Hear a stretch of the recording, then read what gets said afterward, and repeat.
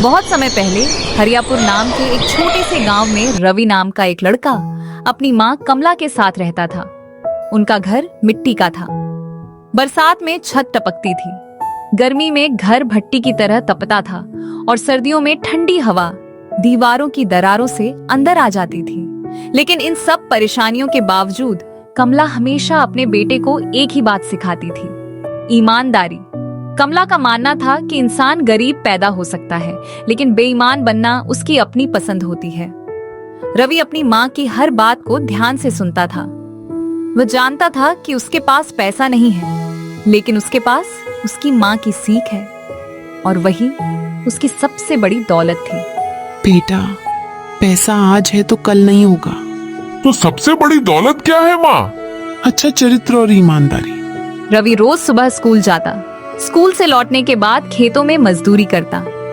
कभी बोरे उठाता, कभी लकड़ियां काटता, कभी बाजार में लोगों का सामान पहुंचाता। जो भी थोड़े बहुत पैसे मिलते वह अपनी माँ को दे देता। एक दिन गांव में खबर फैली कि गांव के सबसे अमीर व्यापारी सेठ हरिराम का पैसों से भरा थैला कहीं खो गया है। पूरा गांव उस थैले की तलाश कर रहा था, लेकिन किसी को कुछ नहीं मिला। उसी शाम जब रवि जंगल के रास्ते घर लौट रहा था, तभी उसकी नजर रास्ते के किनारे पड़े एक पुराने चमड़े के थैले पर पड़ी। उसने थैला उठाया, अंदर देखा और उसकी आंखें फटी की फटी रह गईं। थैले में हजारों रुपए भरे हुए थे। ये पैसे मेरे नहीं हैं, मुझे इन्हें लौटाना होगा। रवि का दिल तेजी से धड़कने लगा। उसने कभी एक साथ इतने पैसे नहीं देखे थे। उसकी आंखों के सामने अपनी माँ का टूटा हुआ घर घूम गया, उसकी माँ के फटे हुए कपड़े घूम गए। उसके मन में एक पल के लिए विचार आया कि अगर ये पैसे रख ले तो उसकी सारी गरीबी खत्म हो सकती है। लेकिन अगले ही पल उसे अपनी माँ की सीख याद आ गई, ईमानदारी सबसे बड़ी दौलत है।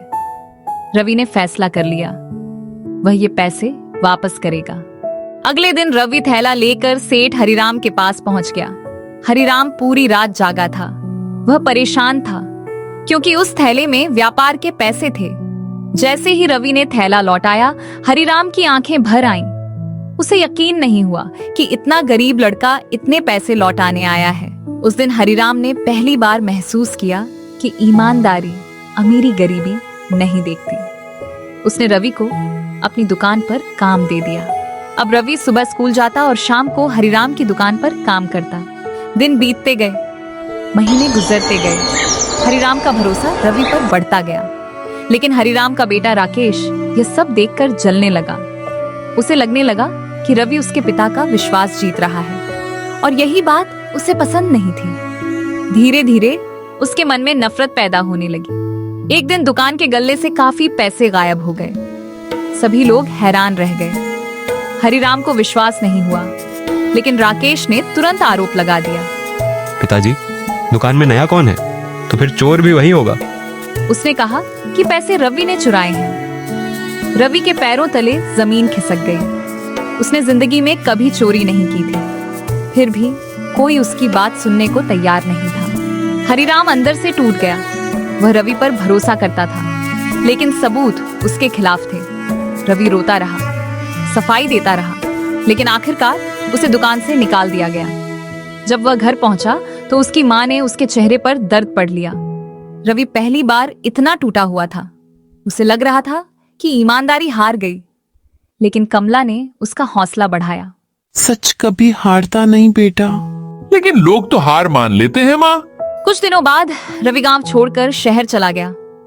वह वहां एक छोटे होटल में बर्तन धोने लगा। सुबह से रात तक काम करता। हाथों में छाले पड़ गए, पैरों में सूजन आ गई, लेकिन उसने मेहनत करना नहीं छोड़ा।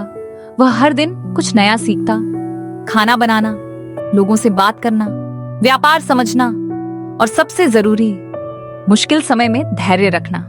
साल गुजरते गए। रवि अब जवान हो चुका था। उसने अपनी मेहनत और ईमानदारी से एक छोटा ढाबा शुरू किया। शुरुआत में ग्राहक कम आए, लेकिन धीरे धीरे लोगों को उसके खाने का स्वाद पसंद आने लगा। फिर उसके व्यवहार की चर्चा होने लगी, फिर उसकी ईमानदारी की। कुछ ही वर्षों में उसका छोटा ढाबा एक बड़े रेस्टोरेंट में बदल गया। अब लोग दूर दूर से उसके यहाँ खाना खाने आते थे। उधर गांव में हरिराम बूढ़ा हो चुका था और राकेश का लालच बढ़ चुका था। एक दिन हरिराम को सच्चाई का पता चल गया। पुराने हिसाब किताब देखते समय उसे मालूम हुआ कि गल्ले से पैसे राकेश ने ही निकाले थे।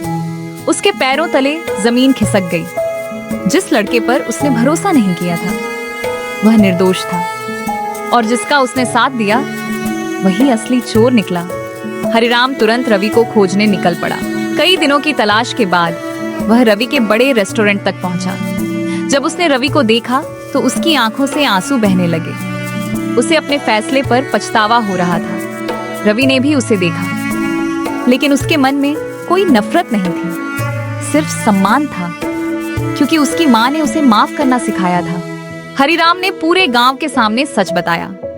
राकेश ने अपनी गलती स्वीकार की। सारा गांव शर्मिंदा था। जिस लड़के को चोर समझकर अपमानित किया गया था, आज वही गांव का सबसे सम्मानित इंसान बन चुका था।